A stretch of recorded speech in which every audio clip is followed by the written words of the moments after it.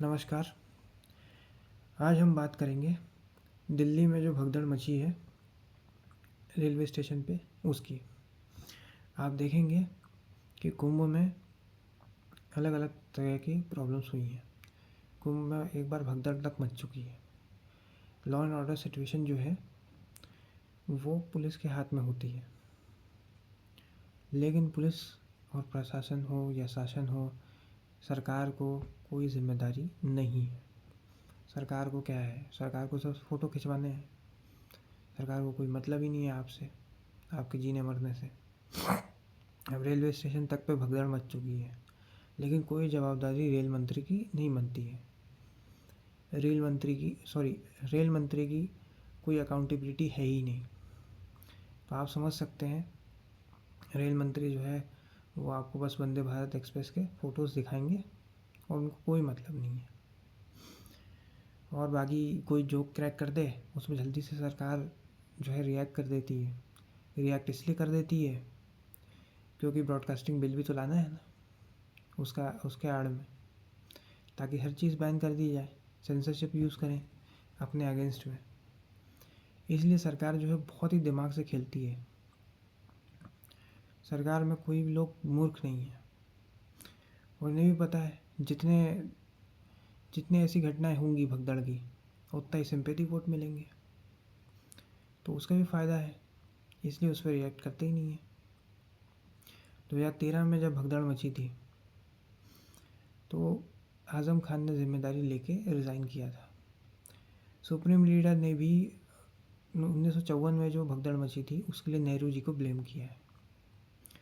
तो क्या ये अभी किसी की जिम्मेदारी नहीं बनती है दिल्ली स्टेशन में जो भगदड़ मची है उसकी? या बस फ़ोटो खिंचवाना, घूमना फिरना, रेडियो पे ज्ञान देना, नए नए टैक्सेस लगाना, यही सरकार का काम रह गया है? कोई तो अकाउंटेबिलिटी रखो। 2010 और 12 में तो यही लोग हर चीज़ पे इस्तीफ़ा मांगते थे। रविशंकर प्रसाद हुए, हर चीज़ पर रेजिग्नेशन मांगते थे कांग्रेसियों का। अब क्या कहाँ गए वो? अपोजिशन कमज़ोर है, इसका फ़ायदा भाजपा को बहुत हो रहा है। टॉपर पार्टी जो है हर चीज़ में फ़ायदा उठा रही है, लेकिन ये ज़्यादा टाइम तक टिकेगा नहीं। कभी ना कभी तो कोई ना कोई तो अपोजिशन का लीडर आएगा, कोई नहीं तो भाजपा से ही निकल के आएगा। ये बहुत ही दुखद है कि सरकार और नेताओं के बीच में कोई भी संवेदनाएं नहीं है। लोगों किसी से कोई फ़र्क नहीं पड़ता है। कहीं कोई भगदड़ मच गई, कहीं कोई ब्रिज गिर गया, इतना आतू सुभाष केस से फ़र्क नहीं पड़ा इनको, जितना जो है एक घटिया जोक से पड़ा रहा है। अब खुद उसी को ही आप देखेंगे कि अवार्ड दे रहे हैं, तो आप समझ सकते हैं सरकार को किसी चीज़ से कोई मतलब नहीं है। संवेदनाएं है ही नहीं एक गरीब आदमी से। लोग इतना फ्रस्ट्रेटेड हो चुके हैं कि वो ट्रेन को पत्थर मारने पे उतारू हो चुके हैं। तो अगर आपको उम्मीद थी कि इतने लोग आएंगे तो आपको ट्रेन भी ज़्यादा चलानी चाहिए थी। आपको पूरी व्यवस्था करनी चाहिए थी, ट्रेन और बस अच्छे से चलानी चाहिए थी, ताकि लोगों में ये भगदड़ नहीं मचे, लड़ाई झगड़े नहीं हो।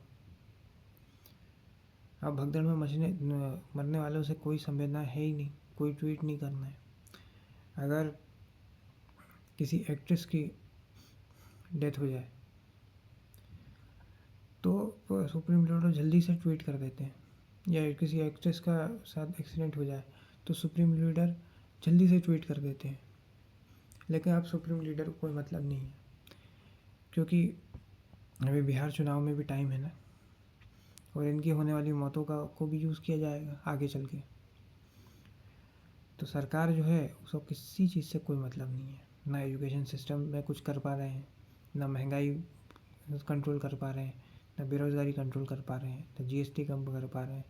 टैक्स तो बहुत दबा के वसूलती है सरकार, लेकिन फैसिलिटी के नाम पे ये सब मिलता है। क्या मेडिकल इंफ्रास्ट्रक्चर सही से बना पा रही है? एक मिडिल क्लास इंसान बस एक बजट दूर है गरीब होने के लिए। पहले कहा जाता था कि एक मेडिकल बिल दूर है गरीब होने के लिए। तो ये इंफ्रास्ट्रक्चर के ढोल पीटे जाते हैं।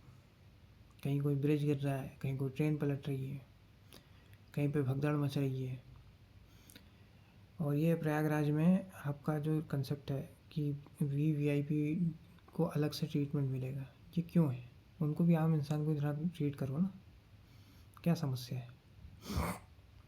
ऐसे मंदिरों में भी अलग से वीवीआईपी लोग होते हैं। भगवान के लिए तो सब एक ही है ना। ये वीवीआईपी वाला सिस्टम ख़त्म करो। इतना क्या आपको रेवेन्यू वसूलने का है कि आपने अलग से उनको प्रिविलेज दे के रखा है? ठीक है, सरकार को ज़्यादा से ज़्यादा पैसे वसूलने हैं ताकि आप चुनाव लड़ सको और दूसरे काम कर सको, फ़ोटो खिंचवा सको, विदेश में घूम सको, लेकिन इसकी भी एक लिमिट होगी ना। अब लोग मर रहे हैं और सेलिब्रिटीज़ जो आपके नेता जो है वहाँ पे जाके कह रहा है कि हमको कोई प्रॉब्लम नहीं हो। तुमको कैसे प्रॉब्लम होगी? तुम तो वीवीआईपी हो, तुम्हारे लिए तो अलग से व्यवस्था है। आम इंसान की तरह जाके देखो, फिर पता चलेगा। तो ये समझना ज़रूरी है सरकार को कि थोड़ा सा संवेदनशील होना ज़रूरी है। आम आदमी जो है मर रहा है, परेशान हो रहा है, उसके अंदर एक फ्रस्ट्रेशन आ रही है। ग्लोबल हैप्पीनेस इंडेक्स में हम लोग कहाँ पर हैं आप देखिए। तो इसको तो देखा नहीं जाएगा। मीडिया फ्रीडम में हम लोग कहाँ पर हैं? और सरकार बस ये जुगाड़ लगा रही है कि कैसे भी करके ब्रॉडकास्टिंग बिल आ जाए ताकि लोगों की आवाज़ को और नए तरीके से दबाया जा सके। तो सरकार को बस अपना एजेंडा, अपना पर्सनल ब्रांडिंग से मतलब है और किसी चीज़ से मतलब नहीं है, क्योंकि सरकार को भी पता है कि 2 दिन के बाद तो जनता भूल जाएगी, फिर वही चीज़ें होंगी, फिर वही पुल गिरेंगे, ट्रेनें पलटेंगी। कहीं पे तो बिहार में तो ये भी हालत है कि ट्रेन गायब ही हो गई, ब्रिज गायब हो गए, पटरियाँ गायब हो गई, कभी कुछ गायब हो रहा है, कभी कुछ हो रहा है। गुजरात में आप देखिए एक से बढ़कर एक स्कैम हो रहा है। Fake toll plaza, fake department, fake ghee, fake paneer, कुछ भी हो रहा है। अब इतने इतने बड़े कांड जो है फेक आईपीएल वाले 600 करोड़ के घोटाले, ये बिना राजनीतिक संरक्षण के तो नहीं हो सकते। कुछ ना कुछ तो वजह होती है। इसलिए क्राउड मैनेजमेंट बहुत ज़रूरी है सरकार के लिए। और इंफ्रास्ट्रक्चर में भी जल्दी जल्दी कुछ चीज़ बनाने के चक्कर में ना रहें कि जल्दी जल्दी रिबन काट देंगे और फिर इलेक्शन से पहले अपन क्रेडिट ले लेंगे। आपको अलग अलग जगह पे वीडियोस मिल जाएंगे, लोग जो है रोड को एकदम कारपेट की तरह उठा कर दिखा रहे हैं। आपको अलग अलग जगह पे दिख जाएगा कि सड़क के गड्ढे हैं, लोग परेशान हैं, और सरकार जो है अपना ढोल खुद ही पीट रही है कि हमने ये इंफ्रास्ट्रक्चर बना लिया, हमने वो कर लिया। वर्ली सीलिंग बनाया था कांग्रेस में, आज तक गिरा।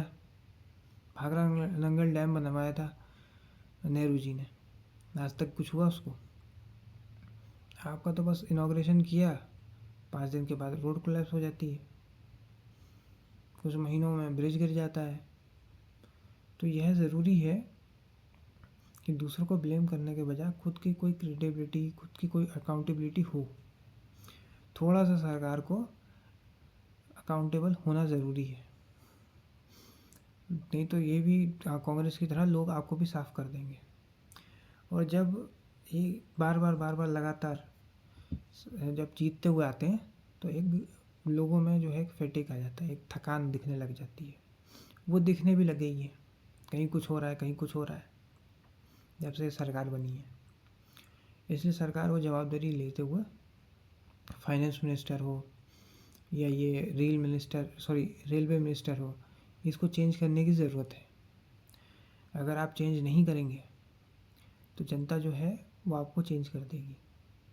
पहले भी आपने जो है मंत्री बहुत सारे बदले हैं, जैसे उमा भारती पहले जल संसाधन मंत्री थी, आपने बदला है।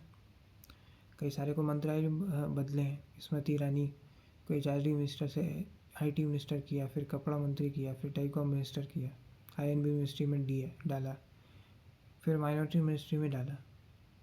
अब वो हार गई तो उनको आपने हाशिए पे धकेल दिया।